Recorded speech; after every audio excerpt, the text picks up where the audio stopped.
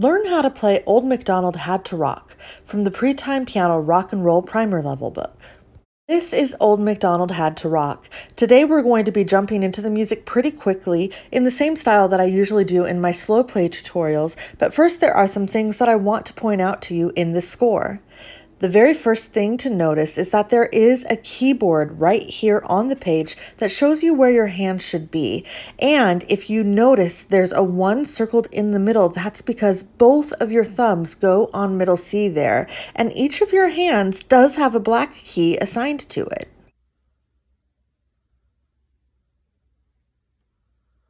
So let's take a closer look at those black keys, starting with the ones for the right hand. They are all E flat and will be played with your third finger.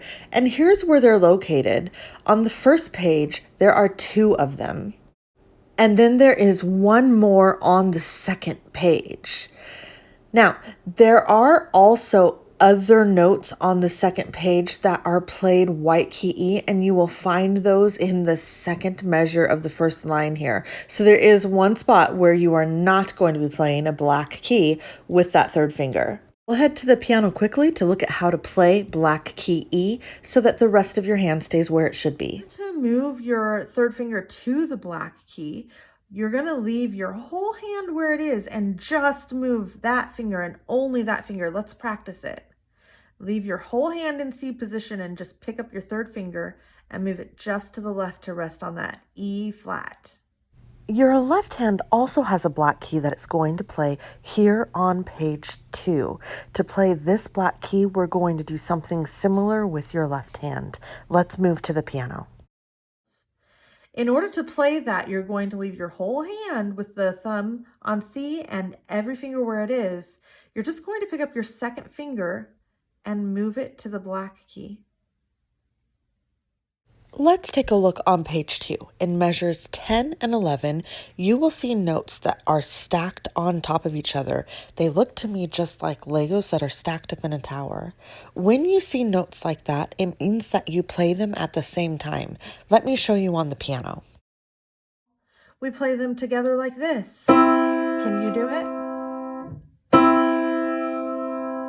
There is one time in the music where you will need to move your hand, and it's here at the end. Your left hand will go down so that pinky is on bass C, and you play C and G together. I'll show you. Your left hand is going to move from middle C position, which is where you have your thumb on middle C, down to C scale position. And the very last note will be here. Let's practice that move really quick. Make sure your thumbs are both on middle C. And 1, 2, 3, move. Good. This time we're going to move and then play. Make sure your thumb's on middle C. And 1, 2, 3, move, play. Here's another helpful thing that I would like to point out. This is the main pattern that this song is built off of. C, C, C, G, A, G. It repeats in the first 2 measures of the first 2 lines and in the first 2 measures of the last line. So as you're playing, if you're aware of this pattern, it will make it easier for you to learn this song. And now let's mark our music and get ready to begin. Let's fill in the starting notes. For the right hand, it is C, and for the left hand, it is G. Next, let's circle all of the repeating notes in this piece. Follow along with me as I mark them.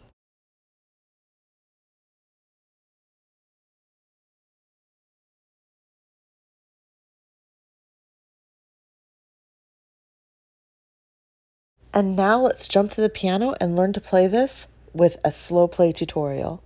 1, 2, ready, go. All quarter notes here, nice and even to the left hand.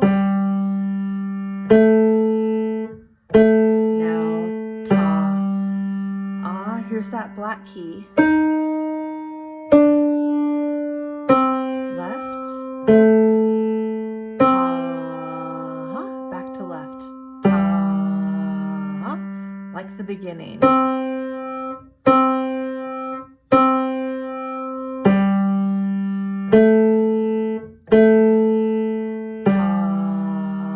Black key again.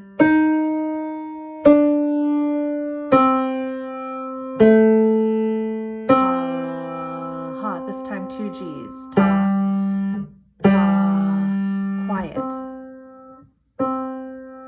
Ta, mezzo forte, medium loud. Ta, forte.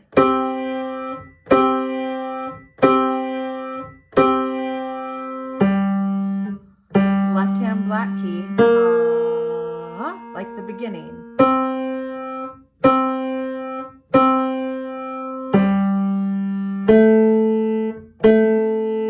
Ta, black key.